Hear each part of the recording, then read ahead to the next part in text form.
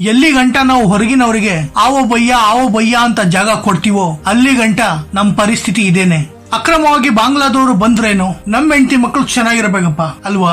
Hi friends, ನನ್ನ ಹೆಸರು Tarzan. Puneeth Kerehalli ಅವರು ಇಡೀ ಕರ್ನಾಟಕಕ್ಕೆ ಅಕ್ರಮವಾಗಿ ಬಾಂಗ್ಲಾದವರು ಬ್ಯಾಂಗ್ಳೂರಲ್ಲಿ ಬಂದಿ ಬದುಕ್ತವ್ರೆ ಅಂತ ತೋರ್ಸ್ಕೊಟ್ರು ಯಾರು ಏನು ತಲೆ ಕೆಡ್ಸ್ಕೊತಿಲ್ಲ. ಉಲ್ಟಾ ಎಪ್ಪಂಗಿ ಹಾಕೊಂಡ್ ರುಬ್ತವ್ರೆ. ಅಷ್ಟು ಜನ ಬಾಂಗ್ಲಾ ವಲಸಿಗರು ಪಾಸ್ಪೋರ್ಟ್ ಇಲ್ದಿರ ಬೇರೆ ದೇಶದಲ್ಲಿ ಬಂದು ಬದುಕ್ತಿವಿ ಅನ್ನೋ ಧೈರ್ಯ ಅವ್ರಿಗಿಲ್ಲ.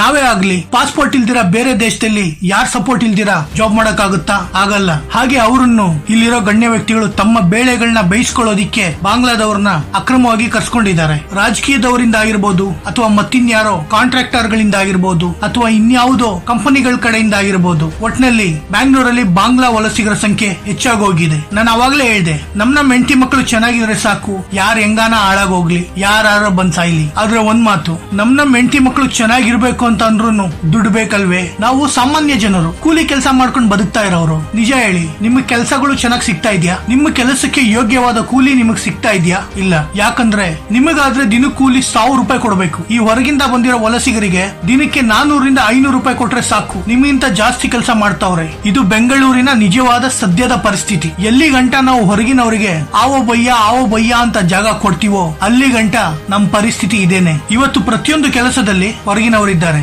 ಫ್ಯಾಕ್ಟರಿಗಳಲ್ಲಿ, ಡ್ರೈವಿಂಗ್ ಫೀಲ್ಡ್ ಅಲ್ಲಿ, ಪ್ಲಂಬರ್, ಪೇಂಟರ್, ಕಾರ್ಪೆಂಟರ್, ಗಾರೆ ಕೆಲಸದಲ್ಲಿ, ಇನ್ನು ಇತ್ಯಾದಿ. ಮೊದಲು ಇವರು ಪ್ಲಾಸ್ಟಿಕ್ ಫ್ಯಾಕ್ಟರಿ, ಬೀಡ ಅಂಗಡಿ ಬಿಟ್ರೆ ಬೇರೆ ಎಲ್ಲೂ ಕಾಣಿಸ್ತಾ ಇರ್ಲಿಲ್ಲ. ಇವಾಗ ಪ್ರತಿಯೊಂದು ಕ್ಷೇತ್ರನ ಆವರಿಸ್ಕೊಂಡ್ಬಿಟ್ಟಿದ್ದಾರೆ. ಇದಕ್ಕೆಲ್ಲ ಕಾರಣ ನಾವು ಧ್ವನಿ ಎತ್ತದೇ ಇರೋದು. ಎಲ್ಲೋದ್ವೋ ಗೊತ್ತಿಲ್ಲ ಆ ಜನಪರ ಸಂಘಗಳು. ಯಾಕೆಲ್ರು ಕಣ್ಣು ಮುಚ್ಕೊಂಡ್ಬಿಟ್ಟಿದ್ದಾರೆ ಅದು ಗೊತ್ತಿಲ್ಲ. ಇವಾಗ್ಲಾದ್ರೂ ಎಚ್ಚೆತ್ಕೊಳ್ಳಿ. ಎಲ್ಲಾ ಹೊರಗಿನವರ ಸಂಖ್ಯೆ ಕಮ್ಮಿ ಆಗ್ಬೇಕು. ಬರೀ ಬಾಂಗ್ಲಾ ವಲಸಿಗರಲ್ಲ, ಎಲ್ಲಾರು. ಎಲ್ಲಿ ಗಂಟ ಹೊರಗಿನವರ ಸಂಖ್ಯೆ ಕಮ್ಮಿ ಆಗಲ್ವೋ ಅಲ್ಲಿ ಗಂಟ ನಮ್ ಜನಕ್ಕೆ ಯಾವ ಫೀಲ್ಡ್ ಅಲ್ಲೂ ಕೆಲಸ ಸರಿಯಾಗಿ ಸಿಗೋದಿಲ್ಲ. ನಮ್ ಜನ ಬೆಳಿಬೇಕು, ಆದ್ರೆ ಬೆಳಿತಾ ಇರೋರು ಇನ್ಯಾರು. ಇದು ನಮ್ ನೆಲ. ಇಲ್ಲಿ ಮೊದಲ ಆದ್ಯತೆ ನಮಗಿರಬೇಕು. ದುಡ್ಡಿರೋರು ಹೇಗೋ ಇರ್ತಾರೆ, ಬಡವ್ರ ಕತೆ ಹೇಳಿ.